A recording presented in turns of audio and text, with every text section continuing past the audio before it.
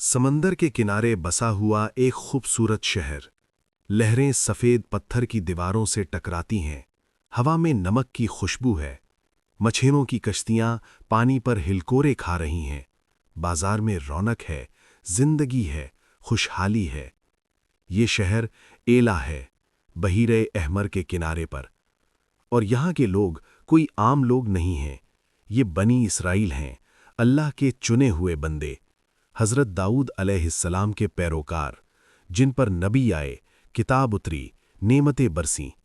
یہ خود کو اصحاب سبت کہتے ہیں۔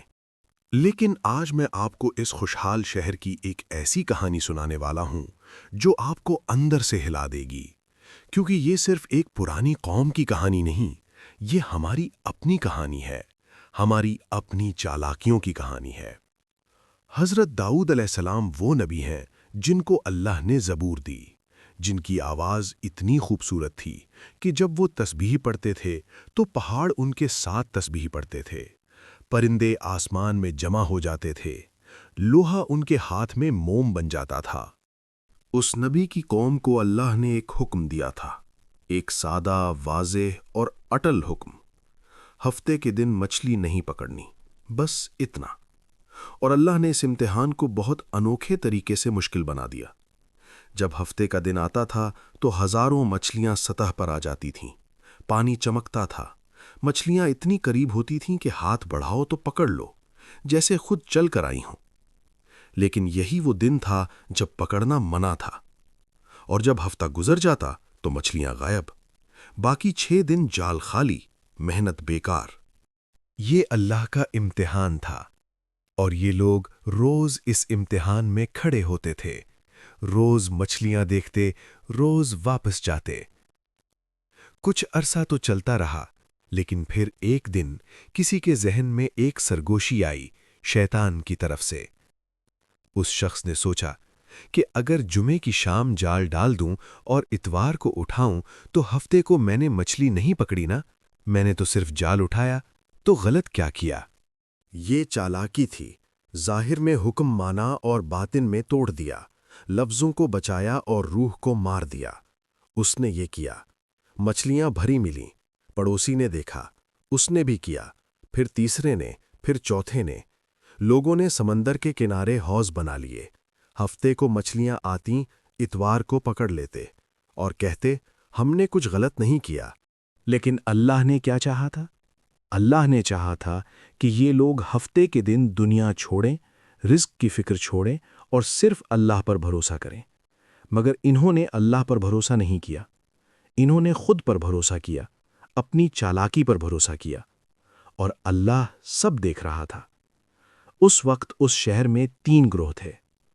پہلا گروہ وہ جو چالاکی کر رہا تھا اور خود کو بے گناہ سمجھ رہا تھا۔ دوسرا گروہ وہ جو نہ خود کر رہا تھا نہ روک رہا تھا، بالکل خاموش، سوچتا تھا کہ مجھے کیا، جو کرنا ہے کریں۔ تیسرا گروہ وہ جو روک رہا تھا، سمجھا رہا تھا، خبردار کر رہا تھا، کہہ رہا تھا کہ اللہ سے ڈرو، یاد کرو نافرمانوں کا انجام۔ اور اس تیسرے گروہ کو لوگ پاگل کہتے تھے تم کون ہوتے ہو ہمیں سمجھانے والے، اپنا کام کرو۔ لیکن وہ نہیں رکے۔ اور یہی فیصلہ کن لمحہ تھا۔ اللہ تعالیٰ نے قرآن کریم میں سورۃ الاعراف میں فرمایا کہ جب انہوں نے نصیحت کو بھلا دیا تو ہم نے برائی سے روکنے والوں کو بچا لیا اور ظالموں کو ان کی سرکشی پر سخت عذاب میں پکڑ لیا۔ اور وہ عذاب کیا تھا؟ اللہ نے فرمایا ہم نے ان سے کہا کہ ذلیل بندر بن جاؤ۔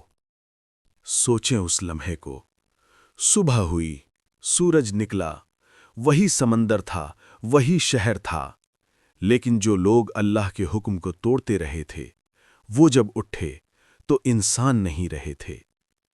ان کے چہرے بدل گئے تھے، ان کے جسم بدل گئے تھے، وہ بندر بن گئے تھے، لیکن ان کا شعور، ان کی یادداشت، ان کی روح، وہ باقی تھی۔ وہ جانتے تھے کہ وہ کون تھے، وہ جانتے تھے کہ انہوں نے کیا کیا تھا، اور اب صرف دیکھ سکتے تھے، صرف رو سکتے تھے، لیکن کچھ کر نہیں سکتے تھے۔ روایات میں آتا ہے کہ ایک بندر ایک بوڑھی عورت کے پاس آیا اور اس کے ساتھ لپٹ گیا۔ وہ عورت اسے پہچان گئی، یہ اس کا اپنا بیٹا تھا۔ وہ چیخ اٹھی، کیا تجھے یاد نہیں میں نے تجھے منع کیا تھا؟ کیا تجھے یاد نہیں میں نے کہا تھا اللہ سے ڈر؟ لیکن وہ بندر صرف رو سکتا تھا۔ روایات میں آتا ہے کہ یہ لوگ 3 دن بعد مر گئے۔ وہ پوری نسل صفائے ہستی سے مٹ گئی اور شہر میں صرف وہی بچے جنہوں نے اللہ کا حکم مانا تھا اور برائی سے روکا تھا۔ اب ذرا اپنے آپ سے پوچھیں، آج ہم میں سے کتنے لوگ وہی حوض بنا رہے ہیں، سود لیتے ہیں اور کہتے ہیں یہ تو منافع ہے، جھوٹ بولتے ہیں اور کہتے ہیں یہ مجبوری ہے، نماز چھوڑتے ہیں اور کہتے ہیں اللہ دلوں کو دیکھتا ہے، حرام کماتے ہیں اور کہتے ہیں اللہ غفور الرحیم ہے۔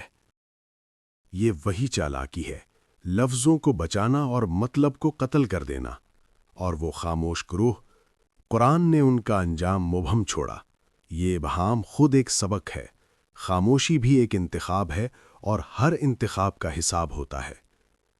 حضرت داؤد علیہ السلام، جن کی تسبیح پر پہاڑ جھومتے تھے، اس نبی کی قوم نے ایک مچھلی کو اللہ سے زیادہ اہم سمجھ لیا۔ بس یہی ان کا جرم تھا، اور بس یہی جرم کافی تھا۔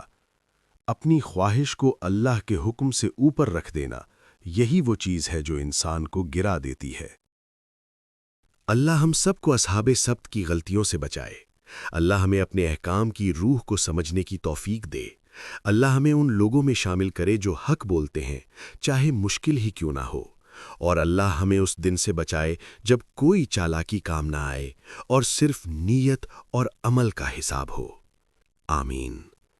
اگر اس کہانی نے آپ کو سوچنے پر مجبور کیا تو کامنٹ میں ضرور بتائیں کہ آپ نے کیا سبق لیا۔